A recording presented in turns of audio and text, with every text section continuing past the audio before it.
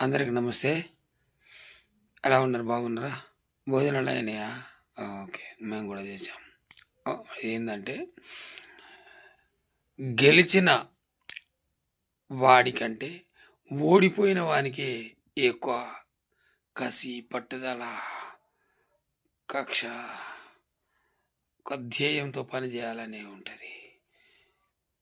గెలిచిన వాడు ప్రజలకు ఏమి చేయాలి, ఏ విధంగా ఉండాలి అనే ఆలోచన మీద ఉంటుంది.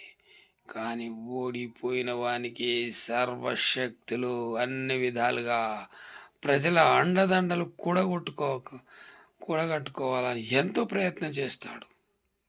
చివరికి గెలిచిన వాడిని నేలమట్టం చేసేంత వరకు ఇతని కృషి ఆగదు. అదే అంటున్నా, ఈ గెలుపు ఇప్పటిది కాదు. ఎంతో శ్రమించి కఠోరమైనటువంటి శ్రమ ఉంటేనే ఆ విజయం నీ వైపు వస్తుంది. అంతవరకు నువ్వు ప్రయత్నిస్తూనే ఉండు.